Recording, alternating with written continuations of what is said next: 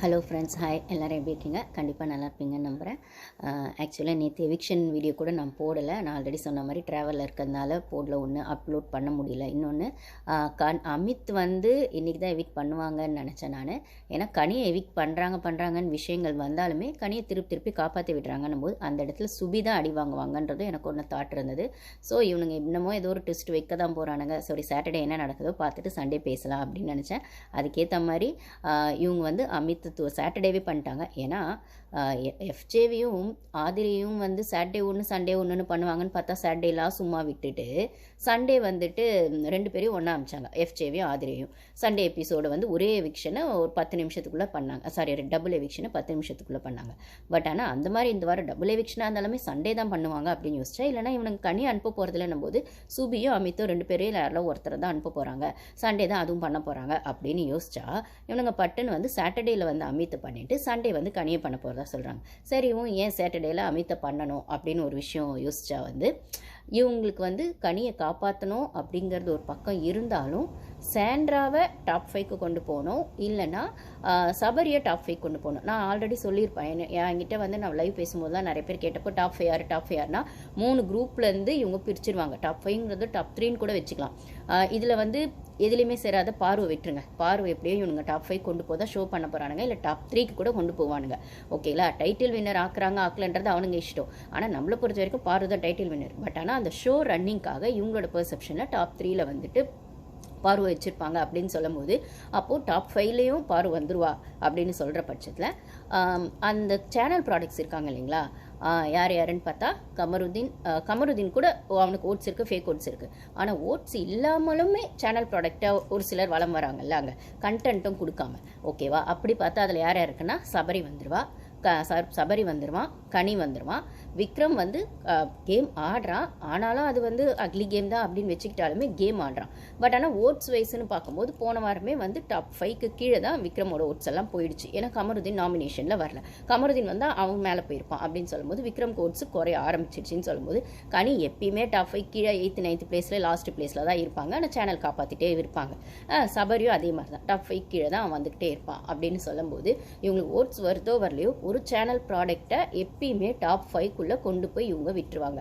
அது கனியாக விக்ரம எப்படி விட்டுருவாங்க அப்படின்னு சொல்லும்போது, அப்போது அதுக்கு அடுத்ததில் இருக்கிற கனியும் சபரியும் ஓட்ஸ் இல்லைனாலும் இவனுங்களை யாரோ ஒருத்தரை கொண்டு போனோன்னா டாப் 5க்குள்ளே கனியை கொண்டு போனோமா சபரியை கொண்டு போனோமான்னு இவங்களுக்கு ஒரு விஷயம் இருந்தால், இப்போ விஜயலட்சுமி உள்ளே விட்டுருக்க பட்சத்தில் விஜயலட்சுமியோட ஓட்ஸும் கனிக்கு வரும் அப்படின்னு சொல்லும்போது கனியை எப்படியும் அதுக்கு ஒரு காரணமாக வச்சு சேவ் பண்ணிடுவாங்களோ அப்படின்னு யோசிச்சா, கனியை வெளில அனுப்புகிறாங்க அப்படின்னு சொல்லும்போது சபரியை டாப் 5க்கு புஷ் பண்ணுவாங்க.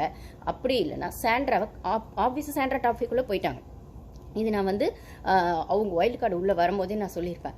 சாண்ட்ரா இல்லை பிரஜன் ரெண்டு பேரில் யாராவது ஒருத்தரை வந்து டாப் 5க்கு புஷ் பண்ணுவாங்க. ஸோ சாண்ட்ரா பிரஜன் குரூப்லேருந்து ஒருத்தர், இந்த கனி சபரி விக்ரம்லேருந்து ஒருத்தர் இல்லை 2 பேர், சபரி விக்ரம் இல்லைன்னா கனி விக்ரம், ஆமாம் விக்ரம் இருப்பான் கூட. யார் வந்து வால் பிடிக்கிறது அப்படிங்கிறது ஒரு கதை இருக்குன்னா பாரு வந்துடும் 3.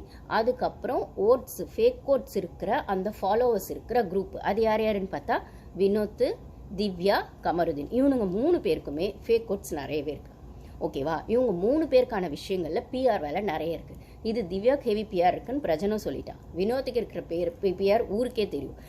அந்த வினோத்துக்கு என்னதான் வந்து ஃபேக் ரியல் ஆடியன்ஸ் இருந்தாலுமே அங்கே அவரும் ஒரு வேலை பண்ணிட்டு தான் வந்திருக்காரு. அவருக்கு வர்றது அதே ஓட்ஸ் தான். ஏன்னா அங்கே கேமே ஆடாதவனுக்கு எப்படிங்க அவ்வளோ ஓட்ஸ் வரும்? கேம் ஆடுற பார்வையில் டாப் 3க்குள்ளேயே போக முடியல ஃபர்ஸ்ட் வீக்லேருந்து.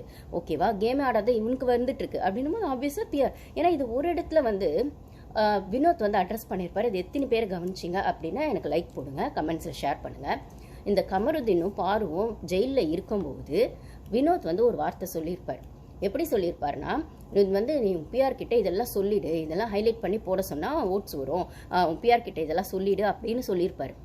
அப்போ கூட அது எப்படி சோஷியல் மீடியாவில் வைரல் ஆச்சு அப்படின்னு பார்த்தா, பிஆர் கிட்ட சொல்லிடு, பிஆர் கிட்ட இதெல்லாம் சொன்னால் இதெல்லாம் வரும் அப்படின்னு சொல்லும் போது அவங்க ஹைலைட் பண்ணி விடுவாங்க. அப்படின்னும் போது அந்த பிஆர் பற்றி விஷயங்கள் தெரிஞ்சவங்க தானே அதை சொல்ல முடியும். அந்த நாலேஜ் இருக்கவங்க தானே, தெரியாதவங்க எப்படி சொல்ல முடியும்? அப்போ இவர் அந்த வேலையை பண்ணிட்டு வந்திருக்காரு. அந்த சஜஷனை பாருக்கு கொடுக்குறாரு. பாரு அந்த மாதிரி பிஆர் தான் ஏதாவது வச்சிருந்தா ஓட்டிங் தான் டாப் 3ல வந்திருப்பாளே. அவள் அநேகமாக கேம் ஆடுறா, அளப்பரியா கேம் ஆடுறா, எவ்வளோ அக்லியாக கேம் ஆடுறா, என்ன வேணால் சொல்லிக்கோங்க. ஆனால் எப்படி அதை கம்ப்ளீட் பண்ணுறீங்க? கேம் ஆடுறா அப்படின்னு சொல்லி தானே அந்த சென்டென்ஸை கம்ப்ளீட் பண்ணுறீங்கன்னு போது கேம் ஆடுறா அவளுக்கு ஏன் டாப் 3க்குள்ளே அந்த ஓட்டிங் வர டாப் 3ல வந்தாலுமே அந்த 2-3 பொசிஷனில் அவள் இருக்கா. அதுவும் இந்த 2-3 வீக்ஸாக தான் அந்த டாப் 3ல கூட அவள் இருக்கா. அதுக்கு முன்னாடிலாம் வந்து அதாவது அந்த 5க்கே தான் இடிச்சிட்டு இருப்பா. 4-5 திவாகர்லாம் இருக்கும்போது பார்த்தா 4-5 தான் இருப்பாளே தவிர டாப் 3ல வரமாட்டா.